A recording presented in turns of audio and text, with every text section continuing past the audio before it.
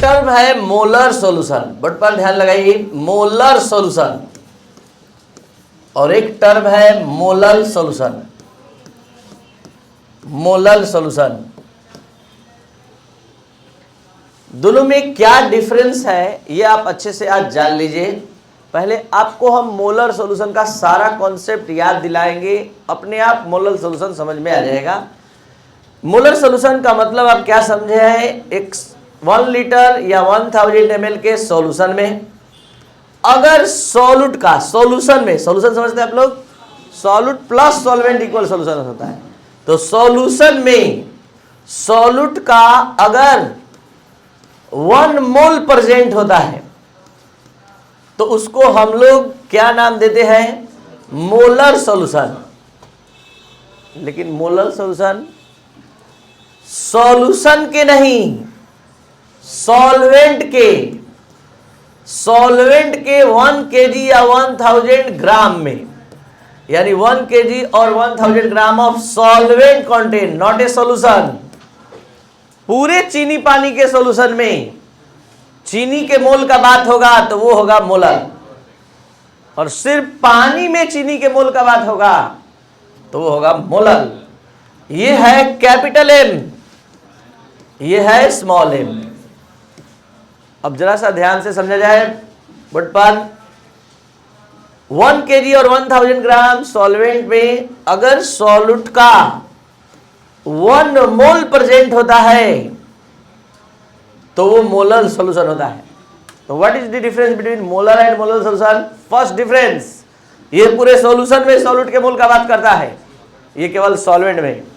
दूसरा डिफरेंस, ये 1 litre 1000 ml में बात करता है, ये 1 kg और 1000 ग्राम में बात करता है। दोनों में एक सिमिलरिटी, ये भी सॉल्यूट के 1 मोल का बात करता है, और ये भी एक बहुत ही फेमस क्वेश्चन है,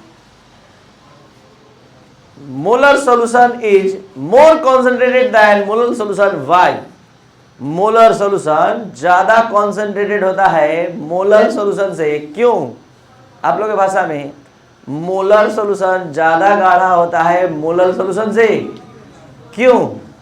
यहां ध्यान तो दीजिए, सॉल्यूट और सॉल्वेंट दोनों है, सॉल्यूट और सॉल्वेंट दोनों है, उसमें सॉल्यूट कितना मोल है?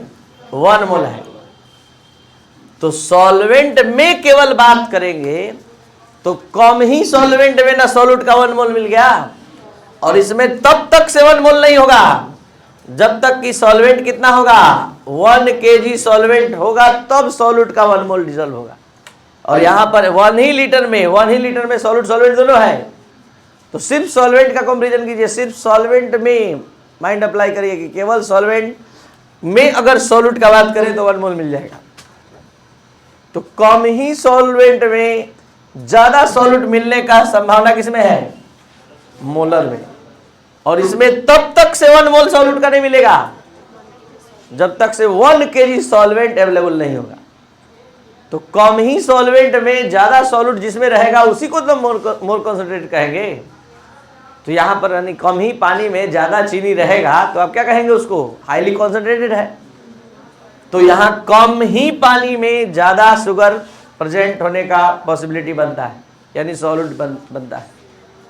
तो आप समझ सकते हैं molar solution is more concentrated than molar solution, क्योंकि जब तक से 1 kg सॉल्वेंट यहां नहीं होगा 1 मोल नहीं प्रेजेंट होगा। और यहां 1 ही लीटर के कॉम्बिनेशन में सॉल्यूट और सॉल्वेंट दोनों है, और उस सॉल्वेंट में ही उतना ही सॉल्वेंट में सॉल्यूट का कितना मोल प्रेजेंट है? 1 मोल। तो कौन ज्यादा हाईली कॉन्सेंट्रेटेड होगा? मोलर। तो molar solution is more concentrated than molar solution. What is molar solution? A solution 1 litre और 1000 ml of solution contain 1 mole of any solute is called molar solution. And what is molar solution? A solution in which 1 kg or 1000 gram of solvent contain 1 mole of solute is called molar solution. तो ये था आपका आज का class molar और molar solution के लिए, जो आप अपने अच्छे से समझा। ध्यान से आप अगर लिखना चाहें तो लिख सकते हैं या लिख कर लाएंगे। मोलर सॉल्यूशन के लिए सिर्फ 2 लाइन यहाँ से आप देख सकते हैं। A solution in which 1 kg or 1000 gram of solvent contain 1 mole of